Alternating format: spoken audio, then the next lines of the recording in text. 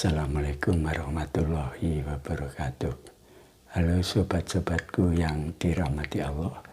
Jumpa lagi di rubrik kisah Rasulullah yang kali ini akan disampaikan bagian ke-13. Ini dia kisahnya.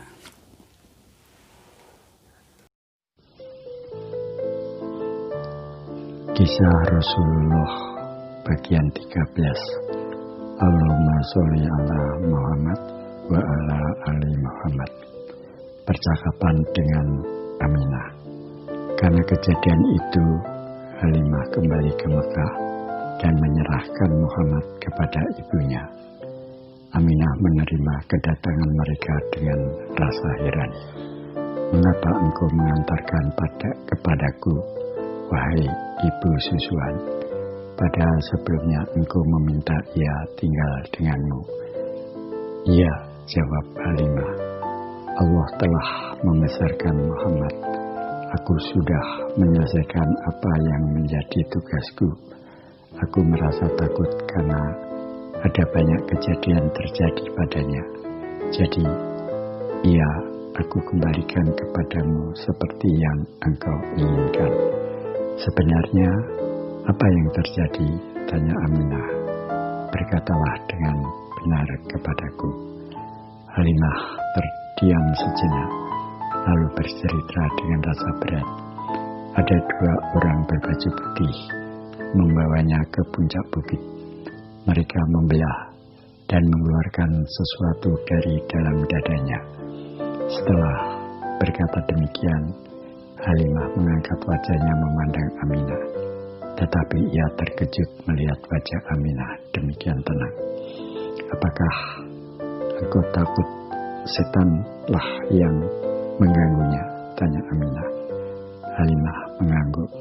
Itulah sebenarnya yang membuatku khawatir, sehingga cepat-cepat mengembalikannya kepadamu. Aminah menarik napas. Demi Allah, katanya, setan tidak akan mendapatkan jalan untuk masuk ke dalam jiwa Muhammad. Sesungguhnya anakku akan menjadi orang besar di kemudian hari. Ketika aku mengandungnya, aku melihat sinar keluar dari perutku.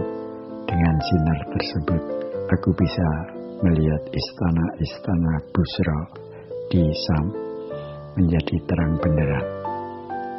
Demi Allah, aku belum pernah melihat orang mengandung yang lebih ringan dan lebih mudah seperti yang kurasakan.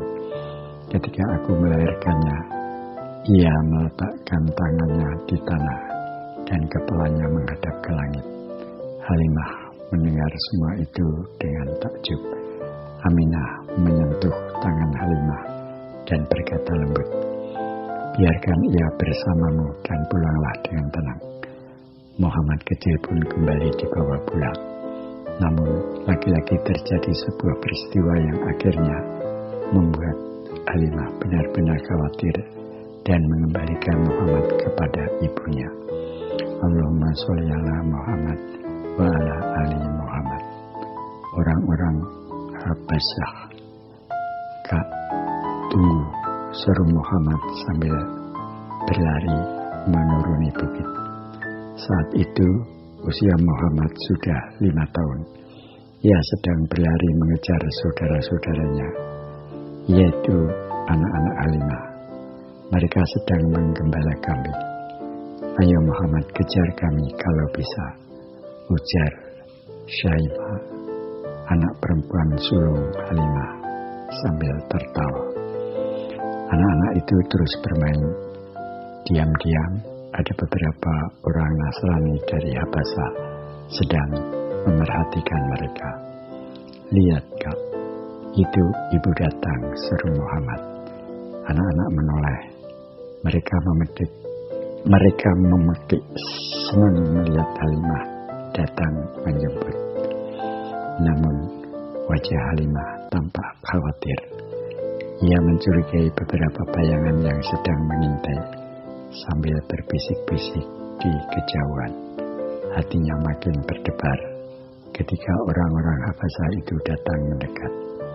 Tanpa memedulikan dirinya, mereka langsung mendekati Muhammad. "Paman mau apa?" tanya Muhammad. "Berbaliklah, nak. Kami ingin melihat punggungmu," perintah salah seorang dari mereka. Muhammad membalikkan badan, lalu orang-orang Habasah itu saling pandang dengan wajah terkejut. Tanpa berkata apa-apa lagi, mereka berbalik ke tempat semula dan kembali berunding berbisik-bisik. "Kalian bermainlah lagi. Ibu akan mencari tahu apa yang mereka bicarakan," kata Halimah kepada Muhammad dan saudara-saudaranya. Diam-diam Halimah mendekati tempat orang-orang Habasah itu berada dan terkejut mendengar apa yang mereka katakan. "Kita harus merampas anak ini dan membawanya kepada raja di negeri kita. Kita telah mengetahui seluk-beluk tentang dia. Ada tanda di punggungnya yang meramalkan anak ini kelak akan menjadi besar." Diam-diam Halimah menjauh. "Aku harus melarikan Muhammad dari mereka sekarang juga." Tanda-tanda Rasul terakhir pada Injil. Orang-orang Nasrani Habasah itu tahu bahwa seorang Rasul terakhir akan dibangkitkan dan mereka diperintahkan mengikutinya, seperti tertera pada Injil di bagian kitab Ulangan 18:15-22, bahwa seorang nabi di antara kamu, dari antara segala saudaramu dan yang seperti aku ini, yaitu akan dibangkitkan oleh Tuhan Allahmu bagi kamu, maka dia harus kamu dengar. Allahumma sholli ala Muhammad wa ala ali Muhammad. Muhammad menghilang. Halimah cepat-cepat mengajak Muhammad pergi. Namun dari kejauhan orang-orang Habasah itu terlihat bergegas mengikuti mereka. Untunglah Halimah mengenal daerah itu dengan baik, sehingga mereka bisa melepaskan diri dari kejaran orang-orang Habasah, walaupun dengan susah payah. Tidak berapa lama kemudian, Halimah bergemas menyiapkan Muhammad untuk segera kembali ke Mekah. Sedih sekali Muhammad harus berpisah dengan saudara-saudaranya, Saimah, Unaisah, dan Abdullah.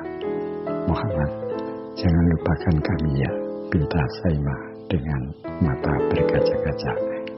Muhammad mengangguk sambil memeluk mereka satu persatu. Kemudian berangkatlah Muhammad meninggalkan dusun Bani Sa'ad dengan semua kenangan indah yang tidak akan pernah hilang dari benaknya seumur hidup. Halimah mengelus kepala Muhammad penuh sayang. "Bergembiralah Muhammad, engkau akan berjumpa dengan ibu dan kakekmu." Mekah pada malam hari sangat ramai ketika mereka tiba. Saat melalui kerumunan orang itulah Muhammad terpisah dan hilang. Halimah kebingungan. Ia takut orang-orang Habasah itu diam-diam masih mengikuti mereka dan mengambil kesempatan ini untuk menculik Muhammad. Sambil menangis, Halimah mendatangi Abdul Muthalib. "Sungguh, pada malam ini aku datang dengan Muhammad. Namun ketika aku melewati Mekah atas, ia menghilang dariku. Demi Allah, aku tidak tahu di mana kini ia berada." Setelah memerintahkan orang untuk mencari, Abdul Muthalib berdiri di samping Ka'bah, lalu berdoa kepada Allah agar dia mengembalikan Muhammad kepadanya. Allahumma sholli ala Muhammad wa ala ali Muhammad. Demikian sobat-sobatku, wabillahi taufiq wal hidayah. Wassalamualaikum warahmatullahi wabarakatuh.